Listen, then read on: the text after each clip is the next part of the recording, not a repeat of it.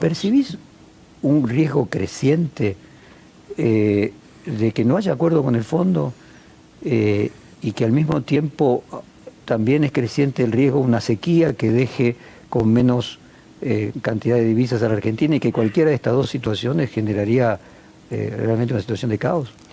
A ver, yo no creo en la situación de caos. Sí veo que lo del fondo se va demorando, que hay mensajes contradictorios, que hay idas y vueltas, que no hay una línea clara. Y vuelvo a repetir, lo más grave es que esa conversación no está enmarcada en un plan integral. Eso es lo más grave. Lo de la sequía, mucho más tengo información periodística, algo que leo, obviamente que preocupa mucho, ¿no es cierto? Los ingresos de divisas del campo son una fuente muy importante de divisas para nosotros. Todavía no sé cuán realista y cuál es la consecuencia que pueda tener. Pues déjame entrar ahora, salimos del fondo, déjame entrar ahora en el tema del presupuesto. ¿Cómo se explica que el diputado de Juntos por el Cambio votaron en contra del presupuesto nacional, aduciendo que los parámetros que traían eran dibujados y no tenían nada que ver con la realidad, mientras que casi en simultáneo en la ciudad la legislatura aprobó un presupuesto anual, obviamente con los votos de los legisladores Juntos por el Cambio, tomando los mismos parámetros? ¿No encontrás ahí una contradicción entre una cosa y la otra?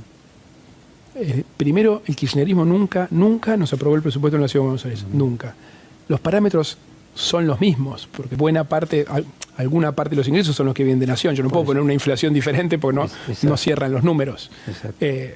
Ahora, la gran diferencia es que si en Nación los números no se cumplen, o sea, la inflación es mayor, el Ejecutivo, o sea, el presidente tiene plenos poderes para asignar esos fondos adicionales como quiera. En la ciudad, cada peso adicional que se recaude por una mayor inflación, yo tengo que volver a la legislatura de la ciudad que me lo aprueben.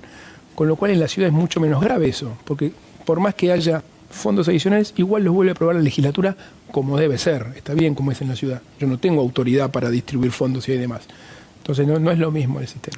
Ahora vos fíjate, si uno compara los números del presupuesto del año que cerró, el nacional, me refiero al 2021, con el presupuesto que había mandado Guzmán a fines del 2020, salvo la inflación, el resto de los parámetros mejoraron respecto al presupuesto. O sea, se sobrecumplió el presupuesto. El crecimiento del Producto Bruto fue mayor, el déficit fiscal fue menor, la emisión monetaria fue menor. O sea, tan inconsistente parece no ser, sobre la base del resultado del año cerrado. Es inconsistente, obviamente, la inflación. La inflación es inconsistente. Y lo grave de la inconsistencia en la inflación, que eso le genera fondos que después el presidente dispone sin ningún control del Congreso. Eso es muy grave. Repito, eso en la ciudad no pasa. Segundo, hay algunas... O sea, a tu juicio, eso es lo que tendría que suceder. Obvio, que haya una inflación realista. No, si no lo mismo que pasa en la ciudad. O que cambie. Vos decís una inflación realista. Déjame hacerte este planteo. Sí. Uno asume, todo el mundo lo asume, que primero que no, vos que estudiaste en Harvard, sabés de que no existe nada monocausal. Nada en la vida es monocausal. Menos los problemas complejos. Y menos los problemas complejos. Entonces, bueno, es evidente que en la inflación hay un componente de expectativa, hay un componente psicológico. Entonces, digo, poner en el presupuesto una inflación menor que la del año anterior, puede que en realidad no sea un dibujo, sino una aspiración de una política pública, dado que el peso de lo que dice el gobierno es performativo. Entonces es lógico que todos los gobiernos, de hecho Macri hacía lo mismo, traten de colocar una inflación menor también como un objetivo, ¿no? Sí. No como un dibujo en un sentido peyorativo. Lo que pasa es que si de ese número después se desprende cómo se distribuyen los fondos en el presupuesto, y si ese número se queda corto, el presidente tiene facultades totalmente discrecionales para hacerlo, si no tuviera ese discrecional el presidente, posiblemente sería menos grave. Si funcionara como en la ciudad, donde yo tengo que volver a la legislatura cada vez que hay fondos adicionales, posiblemente esta discusión sería diferente. O sea, el punto es, vos comprendés a que el ministro ponga una inflación menor, lo que no compartís es que luego, no tanto menor sería tu caso, pero que luego los fondos se distribuyan de una manera no arbitraria. Jorge, lo que pasa es que si no es realista de ningún tipo, esa expectativa no se genera. Yo entiendo la vocación de generar expectativas positivas. Esa expectativa se genera si uno cree que esa inflación puede darse. Si uno cree que no hay ninguna posibilidad, no hay expectativa que valga. O sea, no se genera la expectativa. Por eso, digo, con una diferencia tan grande entre las proyecciones, tomemos las proyecciones del sector privado, ni siquiera nuestros números. Es muy grande la diferencia. Y no solo eso, sino también hay algunas líneas en el presupuesto que habla de financiamiento de organismos internacionales que no existe. No, me estaba refiriendo al tema de la inflación. Está bien, pero no es la única inconsistencia. No, me refería a esa, que respecto de lo presupuestado y lo dado el año anterior.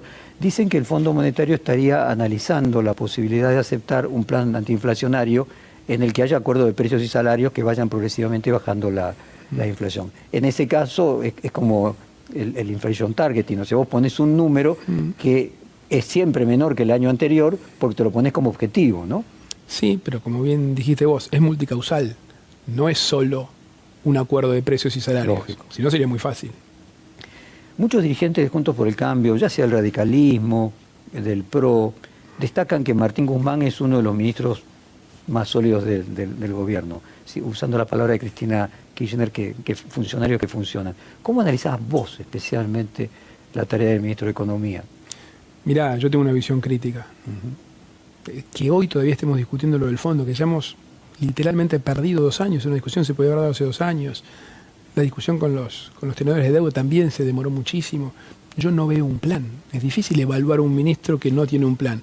Que es más, en algunos casos los he escuchado hacer apología del no plan, como si fuera una cosa buena no tener un plan, o decir que el plan es el presupuesto, lo cual es una barbaridad. El presupuesto en todo caso es un capítulo, es como se asignan los fondos públicos. Es un financiero. Sí, es un financiero y ni siquiera del país entero, sino del Estado. Cuando acá el plan económico hace al crecimiento económico de la economía en su conjunto, no solamente la estatal. Entonces, yo no veo un rumbo. Lo más grave de todo es que no veo un rumbo, no veo un plan económico que nos haga volver a crecer. En la tradición política pluralista se afirma que en democracia hay algo de verdad en los argumentos del adversario, por lo menos en una parte, ¿no? En tu visión, Cristina Kirchner es alguien que no tiene razón en nada, podríamos decir es una enemiga, o la popularidad que ella tiene expresa algo que hasta ahora Juntos por el Cambio no logró poder representar. Bueno, primero, nunca uno representa el conjunto, con lo cual es sano que en una democracia uno represente una parte y otro represente otra. Eso está bien, no es que nosotros debiéramos representar a quienes representa Cristina Kirchner. Yo tengo una visión de país muy diferente. Digo, con alguien que cree que, no sé, que en Venezuela no hay atrocidades a los derechos humanos, no hay... dictadura puesta que cree que Nicaragua es una democracia, que toma el modelo de Cuba, alguien que cree que con controles de precios vamos a bajar la inflación, o que prohibiendo la exportación de carne va a mejorar la situación. Es difícil ponerse de acuerdo. Y la verdad que mi visión de su gobierno es muy crítico. ¿Y hay cosas en las que vos crees que pueda tener razón? Posiblemente, digo, no es que no hay verdades absolutas, no es que uno tiene razón en todo y el otro en nada. Yo no creo que sea tan blanco-negro las cosas. En términos generales, mi visión de país difiere mucho de la de ella. Capítulo de estrategia electoral. ¿Qué tipo de alianza, a tu juicio, Juntos por el Cambio tendría que buscar para 2023 y salir ganador? ¿Algo más volcado a los sectores de centro-derecha y derecha? ¿Ir hacia el progresismo, socialismo? Yo creo que hay que tomar el modelo de cómo venimos creciendo. En esta elección de medio término dimos un paso en esta vocación de apertura que yo siempre proclamo. Sumamos a Ricardo López Murphy en la capital, se sumaron independientes como Facundo Manes o Carolina Lozada. En varias provincias tuvimos candidatos de extracción más peronista, como Poggi en San Luis, como Rego en San Juan, como Alfaro en Tucumán. Mantuvimos nuestro acuerdo con Juan Carlos Romero y con Olmedo en Salta. En 4 provincias tuvimos candidatos de una... Digamos, o sea, decís de los dos lados. De los dos lados. Se sumó Margarita Stolbizer también. De los dos lados, pero seguir sumando. Tenemos que seguir creciendo y seguir sumando. La Argentina es una mayoría más amplia.